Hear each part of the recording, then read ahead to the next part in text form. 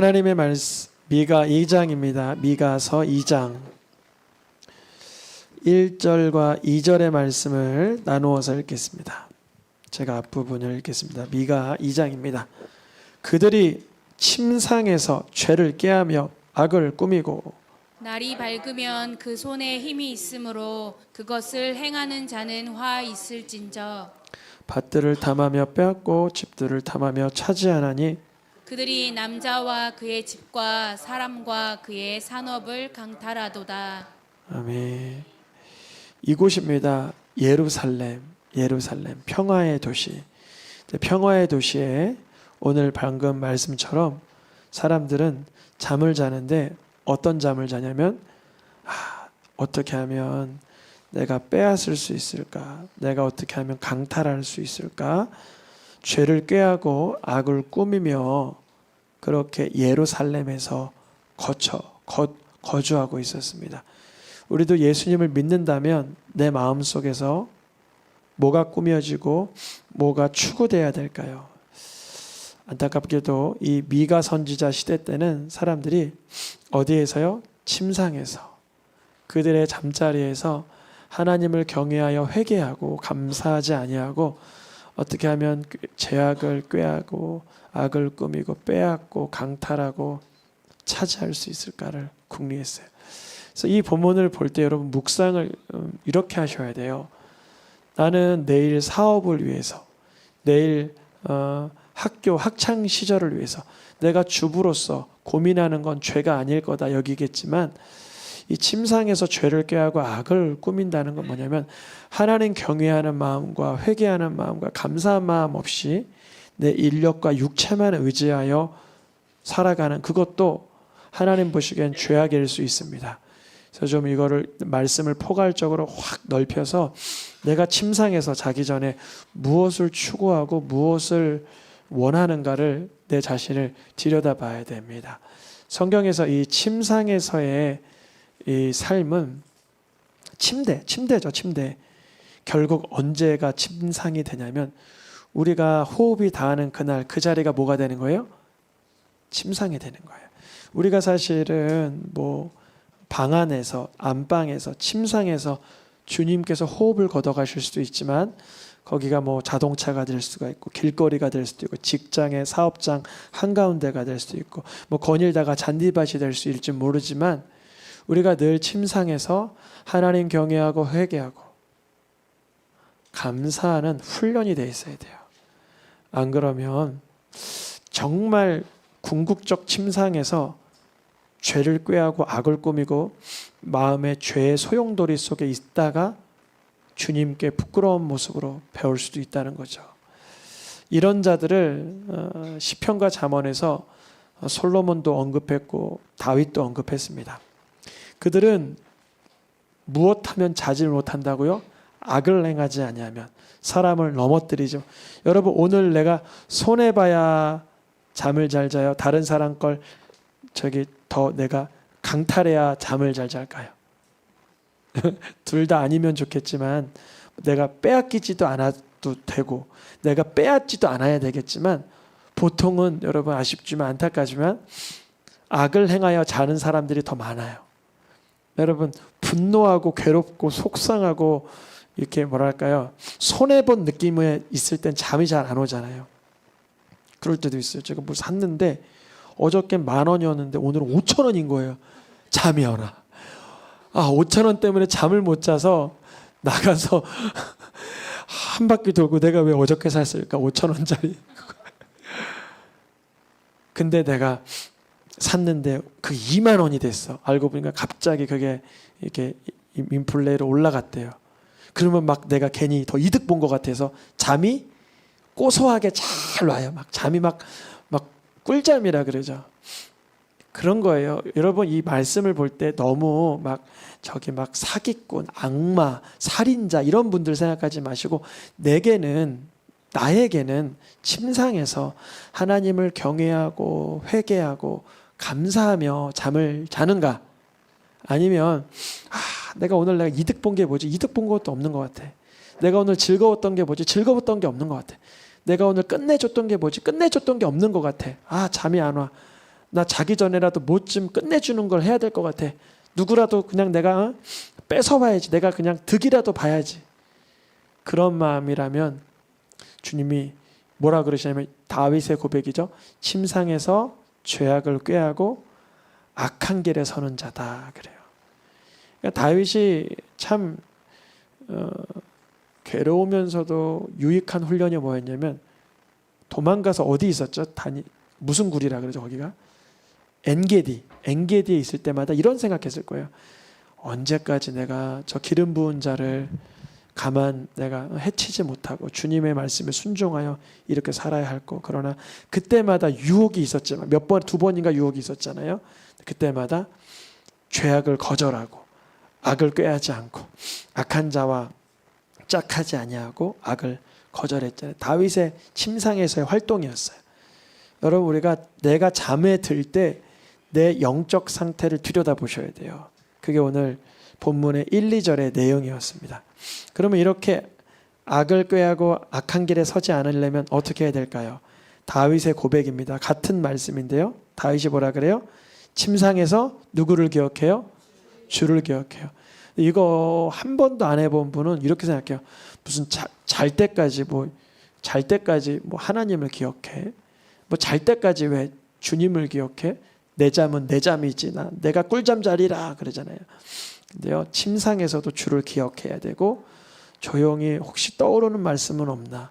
주님이 내게 주시는 말씀이 혹시 예언의 영 받고 싶으세요? 예언의 영은 말씀이에요. 말씀이 떠오르는 거예요. 그래서 내가 하나님 말씀을 떠오르게 도와주세요. 그럼 내 속에 말씀이 탁 떠올라요. 그게 회개의 말씀이든 감사의 말씀이든 앞날의 말씀이든 다른 사람에게 조언의 말씀이든 떠오르게 하세요. 침상에서 주를 기억하며 조용히 읊조리려고 새벽에라도 눈을 떠 말씀을 보는 거예요. 그것이 바로 주님이 원하는 예루살렘에서의 남유다 백성들의 삶이었지만 오늘 미가 2장 1, 2절의 말씀에 보니까 이들의 삶은 침상에서 꾀하고 꾸미고 빼앗고 강탈하려는 삶을 추구했다 그래요. 그러면 이들이 하루 종일 삶을 살다가 다음 날을 위해서 계획하는 건 어떤 계획이에요? 죄를 계획하고 있죠. 죄. 우리도 이걸 나에게 이게 적용을 시키면 내가 내일 어떻게 하나님의 뜻대로 살까를 고민할까? 아니면 어떻게 나의 유익, 나의 이득, 나의 만족을 위해서 살까를 계획하고 있다면 요거를 잘 분석을 해야 돼요. 그래서 하나님도 계획을 하세요. 오늘 미가 2장 3절에 보니까 이들이 밤새 악을 계획하니 누구도 계획해요? 하나님께서 내가 계획을 한다. 누가 계획한다고요? 내가 하나님 자신이 계획을 해.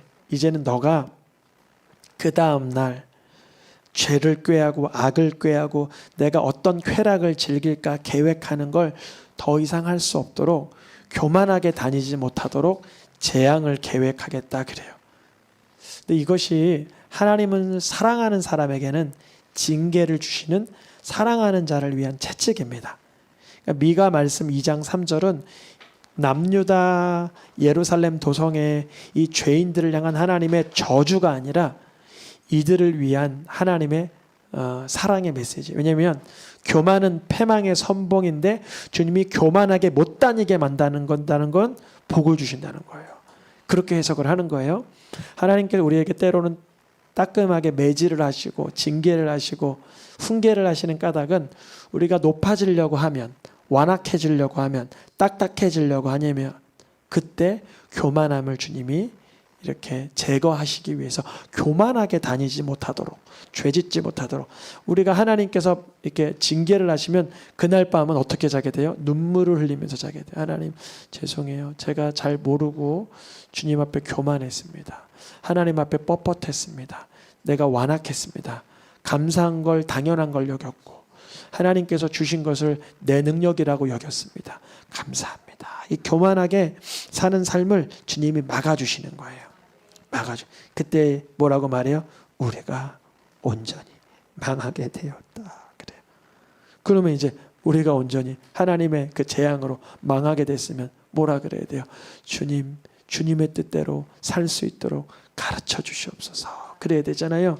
근데 이 못된 남유다 예루살렘 도성의 백성들이 뭐라 그랬냐면 그만 예언해 그래요.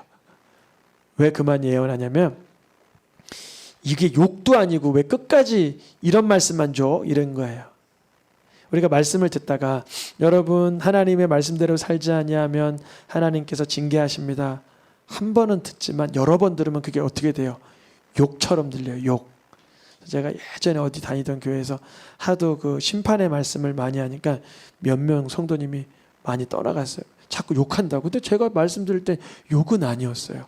그냥 말씀에 있는 심판을 목사님이 선포해 주신 건데 그걸 뭘로 들어요? 욕. 예언하지 말라 그래요. 근데 언제라도 정말 여러 분별력을 갖게 축복합니다. 제가 만약에 사람의 예화를 들거나 사람의 말을 하거나 제 사상을 전하면 저에게 조언을 해도 괜찮죠. 근데 저는 가급적이 아니라 거의 대부분 성경 말씀을 성경 말씀으로 이어서 예수 그리스도의 복음을 이어가려고 합니다. 그랬을 때 들려지는 그 예언이 때로는 욕이나 심판이나 징계로 들려도 묵묵히 나를 들여다볼 수 있도록 그렇게 기도하시길 축복합니다. 이스라엘 역사상 예언하지 말라는 사람 치고 잘된 사람이 하나도 없어요. 예레미야에게, 아모스에게 뭐라 그래요? 다 예언하지 말라 그래요. 심지어 예레미야는 때리면서 아모스는 너 가만두지 않을 거야 하면서 너의 고향으로 돌아가 하면서 이 예언 예레미야나 아모스가 했던 예언들은 뭐냐면 너희들 이렇게 살면 망해 했던 말씀이었어요. 근데 그런 예언을 하지 말라는 거예요. 내가 사는 게 어때서 나는 좀 내 뜻대로 내 멋대로 내 맘대로 못 살아? 이랬던 거예요. 근데 그때요 여러분 하나님의 말씀이 내 속에 들어올 수 있기를 구하셔야 돼요. 인격적으로. 북이스라엘이 이 미가 선지자가 활동하던 이 히스기야 왕 때 이미 망했습니다. 북이스라엘의 망함에 대하여 호세아 선지자에서는 뭐라 그러냐면 선지자들이 그들을 부를수록 그들은 어떻게 됐대? 점점 더 멀리 가고 예레미야가 말씀으로 겸손해야 된다 일러도 하나님의 말씀을 듣고 겸손하지 아니하고 귀 기울여 듣지 아니하고 순종하지 아니했다. 혹시 나는 내 이야기가 아닌가라고 여쭤보셔야 돼요. 주님. 주님 내가 하나님의 말씀이 내게 들릴 만한 유일한 찬스에서 거절해버리거나 교만하거나 귀 기울여 듣지 않거나 순종하지 않았던 적은 없을까요? 침상에서 늘 악을 꾀하고 하나님을 대적하는 사상 속에서만 내 침상이 물들어가진 않았나요? 여쭤보셔야 돼요. 안 그러면 궁극적 그날 그때도 그럴 수 있습니다. 세상의 쾌락을 더 즐기지 못하여 주님 나라 입성하는 게 더뎌지는 거죠. 그래서 북이스라엘 남유다 통틀어서 하나님께서 가장 내 마음에 합한 자가 누구라 그래요? 다윗이라 그래요. 왜냐하면 다윗은 수많은 열왕들 북이스라엘 왕 남유다 왕들이 선지자의 말씀을 듣지 아니하였는데 누구는 들어요? 다윗은 참 아주 뭐랄까요? 담백하게 말씀을 들어요. 노란 글씨만 읽어보겠습니다. 선지자 가시 여호와께서 나단을 선지자 가세에게 임하여 이르시되 선지자 나단이 들어온지라. 이 네 번의 사건은 다윗의 역사에 있어서 다윗이 한 번 정도는 뒤로 발뺌할 수도 있는 오리발 내밀 수 있는 순간이었어요. 왜냐하면 선지자 가세 여길로 숨어라 여길로 나아가라 했을 때 안 나아가도 되고 안 숨어도 되고 선지자 나단이 다윗에게 왔을 때 그 부하의 아내를 그거 얻은 것이 그 고대 왕들의 역사에서 그렇게 큰 치부가 아니고 그 하나 죽이면 끝나는 걸 선지자 가시 너 교만하여 인구조사했다 할 때 그거 내가 그런 뜻으로 한 거 아니다 오리발 내밀면 되는 건데 그때마다 다윗은 가시를 보내든 나단을 보내든 갓을 보내든 나단을 보내든 하나님과 약조했던 언약했던 깨닫게 하시던 그 죄악들을 회개하여 순종합니다. 그래서 다윗을 정직한 자라 그러는 거예요. 다윗이 죄가 없어서 하나님 마음에 합했다는 게 아니라 갓을 보낼 때 나단을 보낼 때 내가 죄를 졌으니 나와 내 집안이 벌받는 게 맞습니다. 내가 죄를 범했습니다. 라고 고백을 하잖아요. 다윗은 침상에서 말씀을 찾을 뿐 아니라 선지자를 통하여 자기를 치는 말씀조차 아멘으로 받았어요. 다윗의 모습, 우리의 모습 될 수 있기를 축복합니다. 어렵지만 말이죠. 다윗은 이렇게 피동적으로 말씀이 전달되는 것만 받는 자가 아니었고 언제라도 하나님께 어떻게 했어요? 묻고 다시 묻고 또 묻고. 원래 사울왕은 왜 죽었다고 기록되어 있어요? 여호와께 묻지 않았어요. 뭘 물어본 적이 없어요. 하나님께 뭘 묻고 해야 되는데 늘 자기 생각과 그런 게 출중했잖아요. 예배를 드려도 자기 생각으로 드리고 서원을 해도 자기 생각으로 서원을 하고 제사를 드려도 뭐 어떤 헌신을 금식을 해도 다 자기 생각이었잖아요. 묻지 아니하심으로 그가 인생을 그렇게 마감하고 누구에게 넘겨줬더라? 다윗에게 하나님 나라의 그 역사를 이루어갈 수 있도록 넘겨주셨어요. 이 미가서를 세 부분으로 나눌 수 있으면 어떻게 나눈다 그랬죠? 좀 지난주로 1, 2장, 3, 4, 5장, 6, 7장. 그 나눌 때마다 항상 등장하는 단어가 뭐라 그랬죠? 너희는 들을지어다. 그러니까 지금 2장 하고 있는데요. 2장 할 때 이들이 침상에서 죄를 꾀하고 하나님 대적하는 상상을 꾀할 때 말씀을 들어야 된다는 거예요. 누구처럼 말이죠? 다윗처럼 말이죠. 묻고 또 묻고 보내는 선지자에 관하여 순종함으로 회개하여야 주님이 이들이 살 길을 열어주신다는 거예요. 근데 이들이 이래요. 여호와의 영이 너무 성급한 거 아니야? 하나님은 왜 이렇게 우리에게 이렇게 섣불리 망한다고 말하죠? 내가 뭐 그러려고 그랬어? 그랬다는 거예요. 그런데요, 하나님의 말씀이 누구에게 유익해요?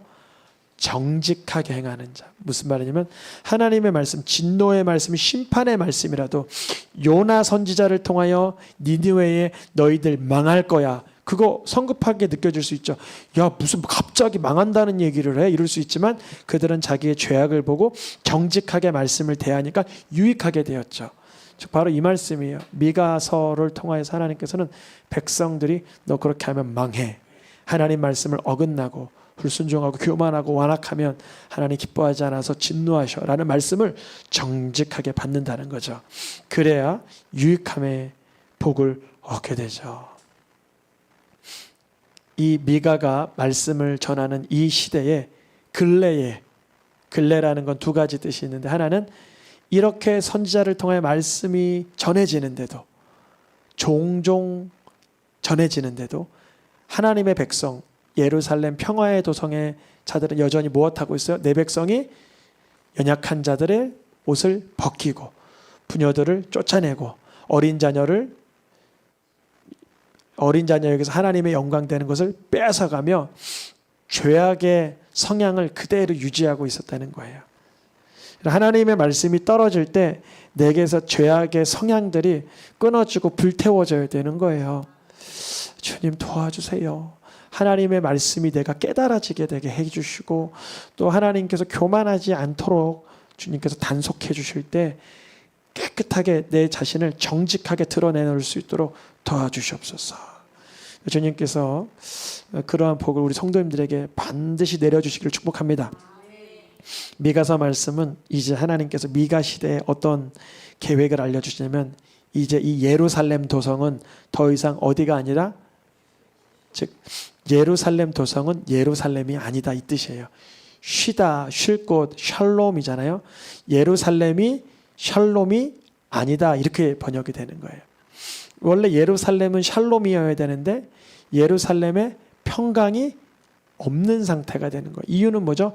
하나님의 말씀을 듣고도 죄악이 깨달아져서 회개가 되는 것이 아니라 죄에 머물러 예언하지 말라 하며 여호와의 영이 뭐가 그렇게 성급하냐라고 말하고 있으니 말이죠. 이미 이 예루살렘 땅이 더러워져서 멸망이 클 것이다 이렇게 예언되는 거예요. 얼마나 클지 몰랐지만 훗날 미가 선지자 이후에 100년이 지난 뒤에는 알게 되죠. 그 멸망이 어떻게 클지. 이 시대에 어떤 예언자들을 주님이 아니라 백성들이 죄악에 물들어진 백성들이 어떤 예언자를 좋아했냐면 사람이 만일 아주 허망하게 헛되게 거짓말로 속이는 말로 야 포도주 있잖아, 독주 있잖아, 하나님께서 너희들에게 마셔도 된대, 적당하게 마시고 그리고 풍족하게 누려, 이 땅에 뭐 고생할 게 뭐 있어, 이러면 그 사람이, 이 백성이 누가 되리라? 선지자가 되리라. 왜냐하면 선지자가 어떤 선지자? 거짓 선지자가 되리라. 백성들은 이런 선지자를 원했던 거예요. 어떤 선지자요? 포도주를, 독주를, 풍족함을, 즐김을, 누림을, 방종을 허락하는 선지자를 원했던 거예요.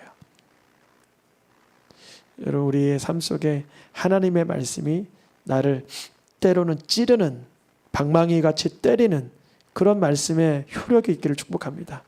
그런 효력을 잃어버린 지 오래됐다면 금식해도 돼요. 탄식해도 돼요. 저도 사역을 하다가 간혹 하나님 말씀이 나에게 무뎌졌다, 가벼워졌다, 좀 너무 평범해졌다 여기면 주님 앞에 그걸 구해요. 주님, 저를 불쌍히 여겨주셔서 말씀이 잘 돋보이게, 달콤하게, 때로는 칼날처럼 매섭게, 또 밝은 조명처럼 또렷하게 그렇게 역사하게 되게 도와주세요. 기도해요. 우리 성도님들도 하나님의 말씀이 효력 있게 여러분 마음 가운데 임하시길 축복합니다. 예루살렘에 죄를 짓는 백성들이 있다면 그 땅은 더 이상 쉴 곳이 아닙니다. 그래서 하나님께서는 이 땅에 쉼을 주셔야 돼요. 이 땅을 일어나 어떻게 해야 된다고요? 떠날지라. 물론 예루살렘을 떠나 바벨론 간다고 거기서 경건한 백성이 무조건 되는 건 아니지만 주님은 그러한 고난과 역경을 통해서 한번 당금질하시고 키질을 하시는 거예요. 이 모든 과정의 결과는 심판은 멸망이 아니라 구원으로 이어진다 그랬습니다. 읽어보겠습니다. 내가 반드시 너희 무리를 다 모으며 내가 반드시 이스라엘의 남은 자를 모으고.